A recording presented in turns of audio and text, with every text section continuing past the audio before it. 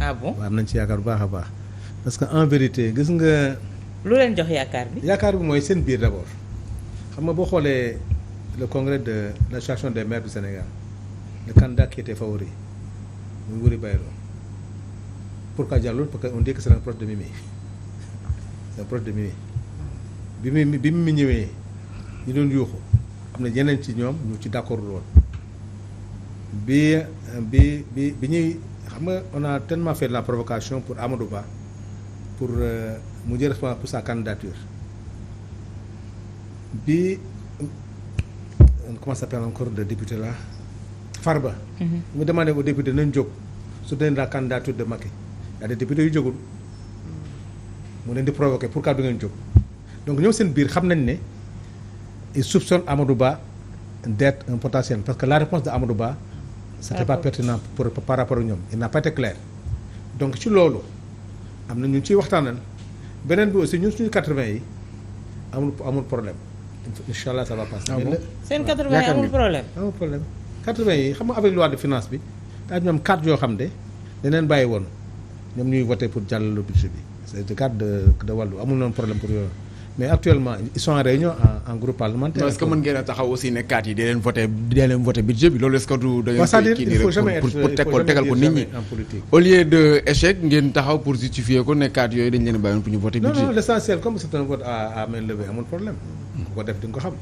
ñun l'essentiel les 53 moom amul problème wàllu y a pas de problème maintenant y a les non inscrits ils sont 3 donc en plus warul poser problème maintenant objectif bi ñu ciy jublu ñun c'est-à-dire man defe naa luy arranger Amadou Ba la parce que Amadou Ba en vérité il est venu mais il n'a rien dit parce que mënoo am un budget programme le budget c'est un budget programme chaque ministre est passé avec son programme sectoriel. Oui. On a discuté de tout de son programme bi mu ñëw lu muy waxati il n'a plus rien à dire donc c'est lui qui devait venir décliner la politique globale du président mais mu xaar ba ministre bu ne jàll parce que on a plus des budgets yoo xam ne finance non on a maintenant chaque budget est adossé à un programme. Les 38 ministères sont passés on a discuté de leur budget pendant presque 1 mois. bi mu ñëwee te amul lu muy wax. Deuxièmement on a trouvé que il y a des ministères yoo xam ne da nga jël ministère de l'emploi xam benn la woon ñu def ko en 5 ministères kenn xamatul fooy dem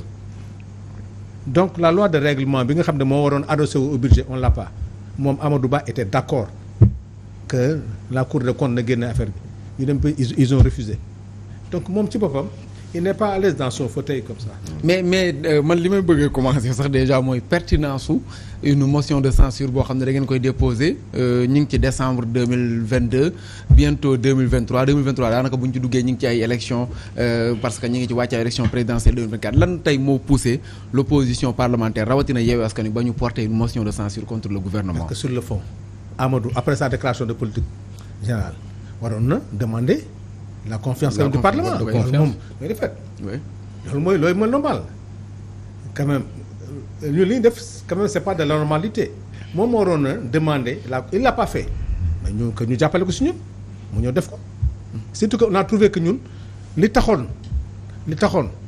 ñu war am confiance ci moom la preuve ñu ngi koy dérouler on a vu que le programme bi muy déposé bi muy dérouler maîtriser wu ko deuxièmement on a trouvé tellement d'incohérence dans l'action gouvernementale xam ne lii ay yàq la amendement yi ñu def yëpp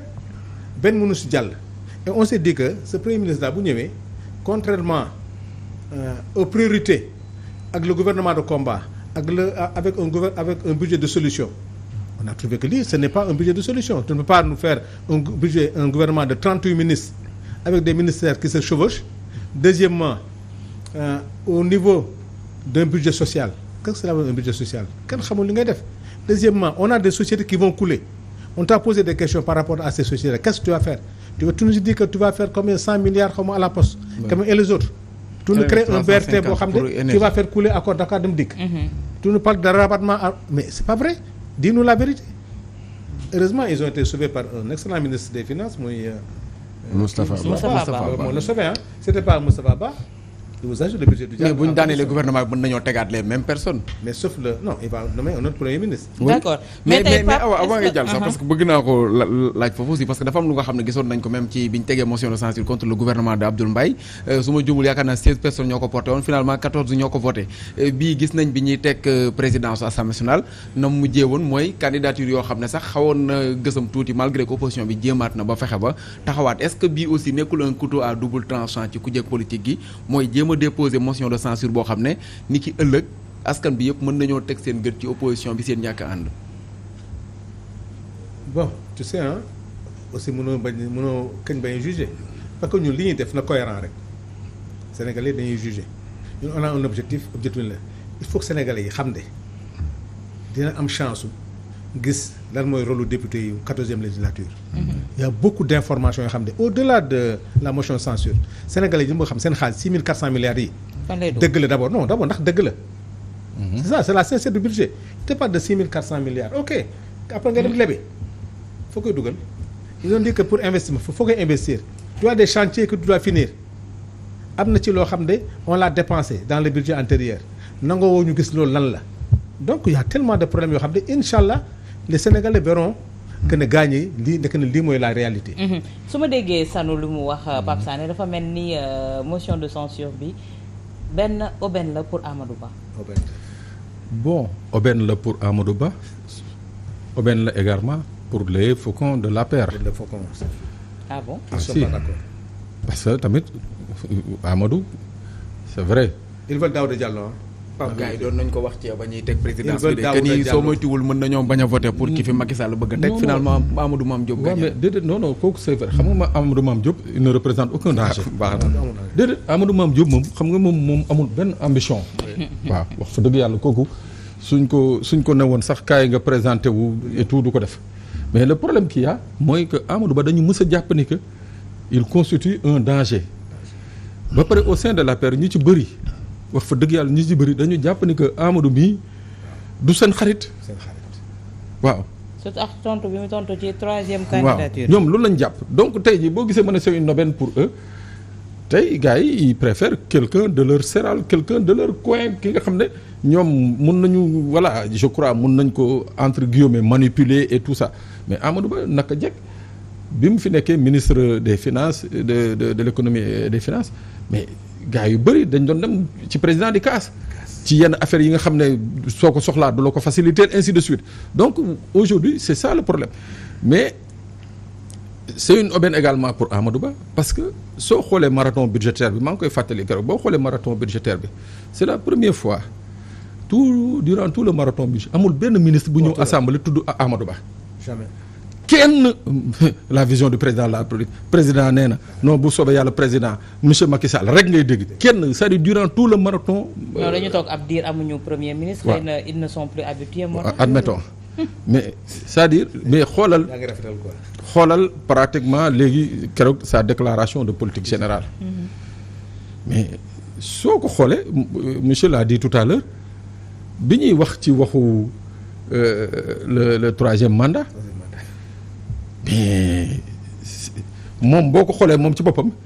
il était tétanisé xamul ndax dafa war a jóg xamul ndax dafa war a toog xamul ndax dafa war a tàccu et tout mais donc moom il était confronté à une situation mais tey jii c'est une aubaine pour lui xam nga ndax mu nekk une aubaine pour lui mooy bu affaire bi jàllee mooy au moins je crois que il va pouvoir prendre son destin en main parce que tamit nag mënoo toog gars yi di la prêter ay ambitions yi nga xam ne yow tu ne nourris pas ces ambitions là jàppoon nañ fii ni que 2019 bi ñu leen ci dàqee ci gouvernement mook Aly Ngouille Ndiaye Matar Cissé et consorts dañu amoon ay soi-disant ambition mais nag tey jii wax fa dëgg yàlla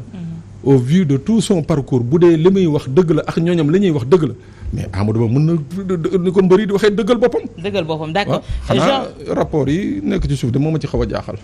Georges motion de censure bi suba ndax yaakaar nga ne dina jàll. non su ma la waxee li ma xalaat rek mooy que du jàll. ça moom je le dis tout de suite. par contre man dama ko rafetlu. parce que ça fait partie de la respiration démocratique. dina mën a tax que les Sénégalais au moins am une idée. de ce qu'est une déclaration de politique générale ak les conséquences yu mu mën a jur quand on l'a fait mal. parce que la déclaration de politique générale c'est pas un bilan. C'est pas le premier ministre n'est pas là pour dire tabax nañ fa ay yoon ñaata tali def nañ fa ay ñaata forage tabax nañ ay ñaata école def nañ non ça c'est pas un bilan c'est plutôt une vision la dafa ñëw pour